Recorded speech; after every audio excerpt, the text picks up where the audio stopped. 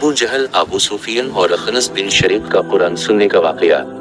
मुशरिकीन मक्का का सरदार अबू जहल के बारे में रिवायात में आता है कि हुजूर अलीफ जब रात को कुरान पढ़ते थे तो ये हुजूर की छप छप कर कुरान सुनता था। उसी तरह अबू सुफियान मुसलमान होने से कबल और अखनस बिन शरीक भी छप छप कर कुरान सुनते थे। एक दूसरे को खबर ना थी।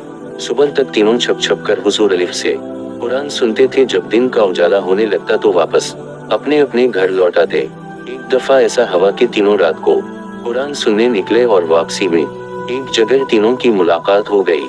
हर एक ने दूसरे से कहा कि तुम कैसे आए थे।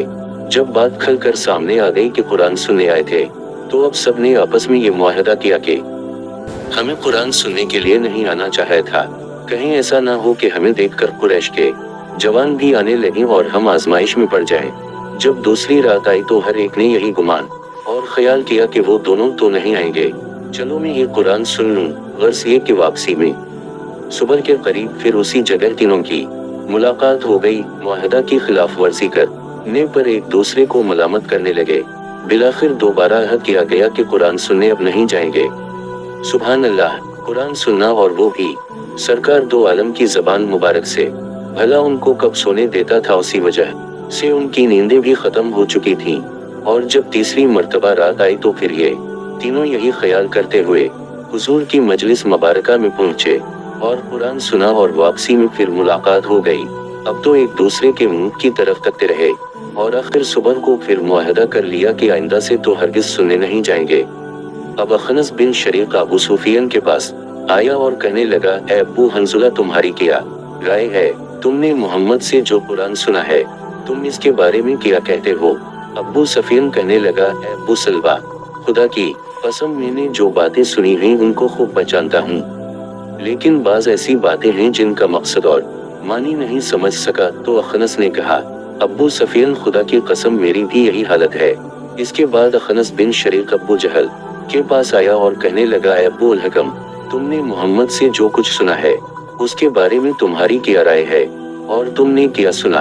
तो अबू जहल ने कहा कि हम और बनो अबद मनाफ मकाम शर्फ के हासिल करने में हमेशा दसत व गरीबा रहे हैं। इन्होंने दावतें की, हमने भी की। इन्होंने खैर व सखावत की, हमने भी की। हत्ता के हमको पाऊं जोड़े बैठे रहे और वो कहने लगे, हमारे पास तो खुदा का एक पैगंबर है, इस पर आसमान से वही उतरती है, तो अब हम ये बात कहाँ से लाएं? खुदा की कसम हम इस पर ईमान ना लाएंगे और इसकी पैगंबरी की तस्दीक नहीं करेंगे। अखनस बिन शरीक ये सुनकर चला गया। अफसोस के हक को हक समझकर भी ईमान ना लाए और यूं ही झूठी चौधराहट के तहफ्फुज में जहन्नम की आग का सौदा कर बैठे। हासिल, बेशक कुरान की तिलावत का अपना एक मजा है। काश इस कुरान की तिलावत के नूर को हम समझ लेते। अंदाजा कीजिए कि काफिर भी इस कुरान की तिलावत से मशहूर हुए बगैर नहीं रह सकते थे, और आज हमारी बदकिस्मती के इस कुरान को छोड़कर अपने आप को तबाह व बर्बाद कर रहे हैं।